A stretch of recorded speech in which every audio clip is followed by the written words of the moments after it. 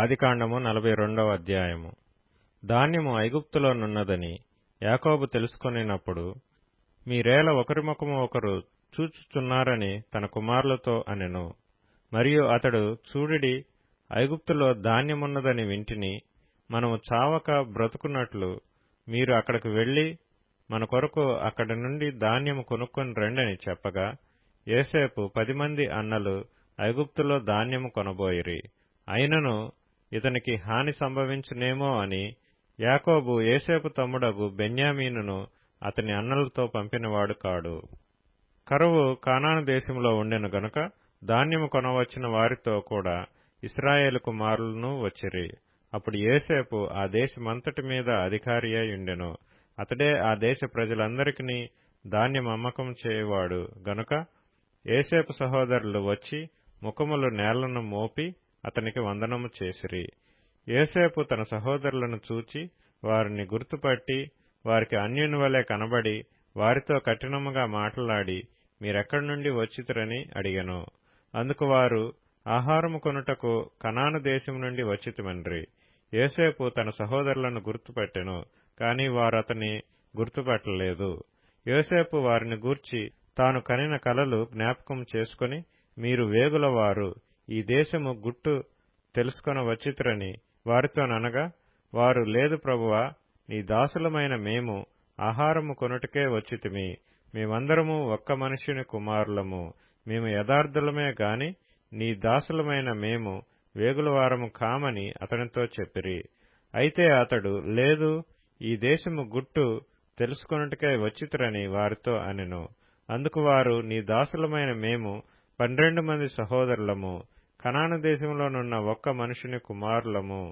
ఇదిగో, కనిష్ఠుడు నేడు మా తండ్రి యొద్ద ఉన్నాడు, ఒకడు లేడు అని ఉత్తరమిచ్చిరి. అయితే యోసేపు, మీరు వేగుల వారని నేను మీతో చెప్పిన మాట నిజమే. దీనివలన మీ నిజము తెలియబడును. ఫరో జీవము తోడు మీ తమ్ముడు ఇక్కడికి వచ్చితేనే గాని మీరు ఇక్కడ నుండి వెళ్ళకూడదు. మీ తమ్ముని తీసుకుని వచ్చుటకు మీలో ఒకని పంపుడి. అయితే మీరు బంధింపబడి ఇందురు. అట్లు మీలో సత్యమున్నదో లేదో మీ మాటలు శోధింపబడును. లేని ఎడల ఫరో జీవము తోడు మీరు వేగుల వారని చెప్పి వారిని 3 దినములు చెరసాలలో వేయించెను.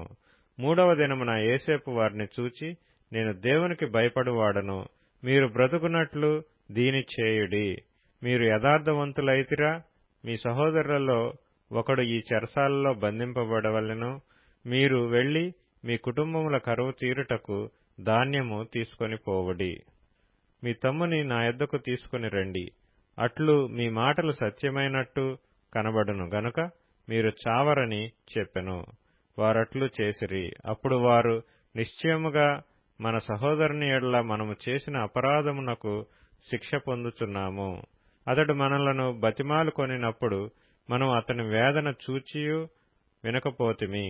అందువలన ఈ వేదన మనకు వచ్చినని ఒకనితో ఒకడు మాట్లాడుకొనిరి. మరియు రూబేను, ఈ చిన్నవాని ఎడల పాపము చేయకుడని నేను మీతో చెప్పలేదా? అయినను మీరు వినరైతిరి గనుక అతని రక్తాపరాధము మన మీద మోపబడుచున్నదని వారికుత్తరమిచ్చెను. అయితే ద్విభాషి వారి మధ్య నుండెను గనుక తన మాట యోసేపు గ్రహించునని వారు తెలుసుకొనలేదు.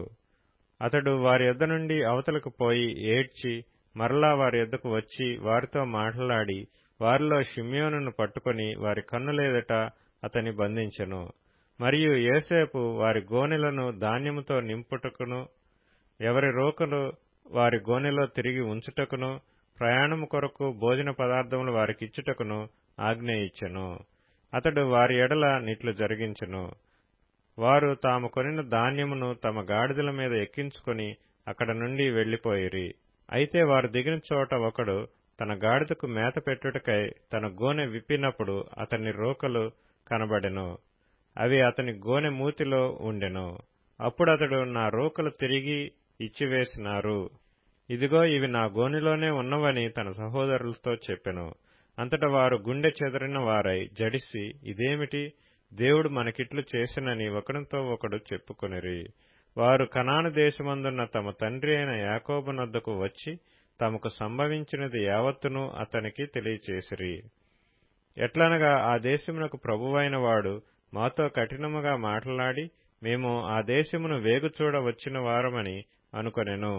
అప్పుడు మేము యథార్థవంతులము వేగుల వారము కాము, 12 మంది సహోదరులము, ఒక తండ్రి కుమారులము, ఒకడు లేడు, మా తమ్ముడు నేడు కనాను దేశమందు మా తండ్రి యొద్ద ఉన్నాడని అతనితో చెప్పితిమి.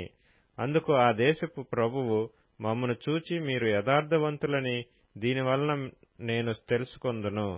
మీ సహోదరులలో ఒకనిని నా యొద్ద విడిచిపెట్టి మీ కుటుంబములకు కరువు తీరునట్లు ధాన్యము తీసుకొనిపోయి నా యొద్దకు ఆ చిన్నవాని తోడుకొని రండి. అప్పుడు మీరు యథార్థవంతులే గాని వేగులవారు కారని నేను తెలుసుకొని మీ సహోదరుని మీకప్పగించెదను. అప్పుడు మీరు ఈ దేశమందు వ్యాపారం చేసుకొనవచ్చునని చెప్పిననిరి.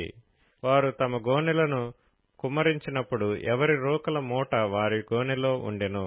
వారును వారి తండ్రియు ఆ రోకల మూటలు చూచి భయపడిరి. అప్పుడు వారి తండ్రి అయిన యాకోబు వారిని చూచి, మీరు నన్ను పుత్రహీనునిగా చేయుచున్నారు. యోసేపు లేడు, షిమ్యోను లేడు, మీరు బెన్యామీనును కూడా తీసుకొని పోవుదురు. ఇవన్నీ నాకు ప్రతికూలముగా ఉన్నవని వారితో చెప్పెను. అందుకు రూబేను, నేనతని నీ యొద్దకు తీసుకుని రాని ఎడల నా 2 కుమారులను నీవు చంపవచ్చును. అతని నా చేతికి అప్పగింపుము, అతని మరలా నీ యొద్దకు తీసుకుని వచ్చి అప్పగించెదనని తన తండ్రితో చెప్పెను. అప్పుడు అతడు, నా కుమారుని మీతో వెళ్ళనీయను. ఇతని అన్న చనిపోయెను, ఇతడు మాత్రమే మిగిలియున్నాడు. మీరు పోవు మార్గమున ఇతనికి హాని సంభవించిన ఎడల నెరసిన వెంట్రుకలు కల నన్ను మృతుల లోకములోనికి దుఃఖముతో దిగిపోవునట్లు చేయుదురని చెప్పెను.